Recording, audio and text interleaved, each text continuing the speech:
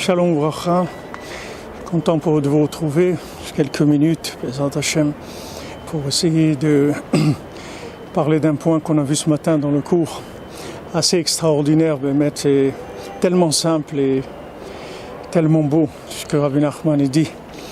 Alors vous voyez, on a parlé de la parole, on parle souvent de la parole, on ne parle pratiquement que de ça, et dans cet enseignement 38, si vous voulez, vous voyez quand il y a un petit enfant, tant qu'il ne sait pas parler, alors en général ils sont nerveux les enfants parce qu'ils ne savent pas qu'ils peuvent s'exprimer. Donc ils n'ont pas tellement de façon d'exprimer ce qu'ils ont besoin et de demander ce qu'ils ont besoin. Donc, en général ils crient, ils pleurent, ils tapent, ils prennent, ils font tout ce qu'ils peuvent pour avoir ce qu'ils ont besoin. Mais on voit qu'en général, quand ils commencent à parler, ils se calment, ils s'adoucissent. Parce que dès que l'enfant il prend conscience qu'il peut communiquer, ça l'adoucit beaucoup. Parce qu'il se rend compte que maintenant, ce qu'il prenait avant par des pleurs ou par de la violence ou par de l'agressivité, maintenant il peut le prendre uniquement en demandant. Il peut demander à papa, à maman, voilà, je voudrais ça. Et puis c'est tout. Ça se passe très bien, très gentiment, très, très calmement. Ben nous, c'est exactement la même chose. C'est-à-dire que le monde n'a pas encore découvert le dialogue avec Dieu. Si le monde avait découvert le dialogue avec Dieu, la réparation de l'univers, elle serait faite déjà. Parce que le jour où on va comprendre qu'on peut parler et qu'on a la possibilité de parler vraiment, et que Hachem nous écoute et que ce qu'on va lui demander, il va nous le donner, ben ce jour-là, on va arrêter de se battre, on va arrêter d'être nerveux, on va arrêter d'avoir peur, on va arrêter d'avoir de la peine. Et on va vivre dans un autre monde complètement. C'est ce monde-là, mais c'est un autre monde. Et bien, c'est ce que Mashiach il va faire. Mashiach il va apprendre à parler aux gens. Ce qu'il a dit Rabbi Nachman. C'est-à-dire, Mashiach il va venir, il va dire aux gens, mais vous savez que vous pouvez parler? Alors ils vont dire, c'est quoi ça? Mais non, il y a un dialogue avec Dieu. Vous savez que ça existe, le dialogue avec Dieu? Les gens ils vont dire, non, on ne savait pas. Ben voilà, maintenant vous savez, venez, on va faire des cours. Vous allez apprendre, c'est tout. Vous allez apprendre à parler avec Dieu. Et une fois que vous allez parler avec Dieu, vous allez vous rendre compte que c'est dommage. Vous avez vécu dans une vie où vous étiez muet et que vous êtes battu et vous avez souffert et que vous avez souffert de l'agressivité ou même vous avez été agressif et pour rien. Alors que si vous aviez parlé avec Dieu, toutes les choses elles auraient été adoucies complètement. On voit même à la tour de Babel, quand Akadosh Baruch Hu, il a voulu arrêter la tour de Babel, qui sont montées à des milliers de kilomètres de hauteur, uniquement parce qu'ils avaient une safa, une langue commune. C'est-à-dire, ils se comprenaient. C'est ça qui leur a permis de monter vers le haut.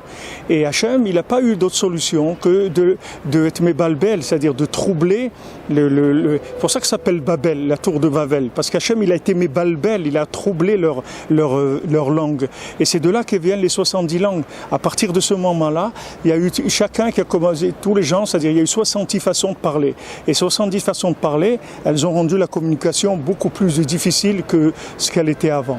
Alors Bezrat Hashem, Rabbi Nachman, il a amené un conseil simple, très simple et très efficace. C'est-à-dire ce que j'ai besoin, je parle avec Dieu. Maintenant, il y a un moment, il y a une période d'adaptation parce qu'il faut apprendre la langue, comme n'importe quelle langue. Il faut l'apprendre. C'est une façon de communiquer. Et une fois que j'ai cette façon de communiquer, c'est fini. J'ai compris ce qu'il faut faire pour obtenir quelque chose. Au lieu de faire avec mes mains, avec mes pieds, de crier, de me battre, etc. Je vais ouvrir ma bouche. Je vais dire, mon Dieu, regarde, j'ai besoin, je veux faire tchouva, mon Dieu. J'ai besoin, pourquoi tu ne m'aides pas à faire tchouva? Aide-moi, je voudrais vraiment faire tchouva, je voudrais être quelqu'un de bien. Pourquoi tu ne m'accèdes pas à ton service? Je voudrais te servir Béhémet. Voilà, chacun ce qu'il a besoin. J'ai besoin de Parnassa, j'ai besoin de me marier, j'ai besoin de shalom dans ma maison, j'ai besoin d'éduquer mes enfants comme il faut. Je voudrais que mes enfants ils soient bien, qu'ils soient comme tu voudrais vraiment qu'ils soient, qu'ils te donnent vraiment de la satisfaction. Voilà, c'est tout. S'exprimer avec Hachem. Alors Rabbeinu il dit que la période de formation pour apprendre à parler cette langue-là, c'est la deuxième partie de la nuit à partir de 6 heures de la sortie des étoiles. Par exemple, aujourd'hui à Jérusalem, la sortie des étoiles elle est à 20 heures. Alors à partir de 2 heures du matin jusqu'à 4 heures, pendant 2 heures, il y a ce centre d'apprentissage à la communication qui est ouvert. Comme c'est écrit qu'à cette période-là, à ce moment-là, alors il y a les tzadikim, qui se réunissent avec Akadosh Baruch Hu dans le Gan Eden et qui regardent les gens qui sont réveillés pour faire Avodat Hashem à ce moment-là et qui disent Hashemieni et colère, fais-moi entendre ta voix. Pourquoi ils disent enfant, fais-moi entendre ta voix à ce moment-là? Parce que ce moment-là, c'est la réparation de la voix. Celui qui se lève à ce moment-là, il va avoir une voix de communication avec l'infini.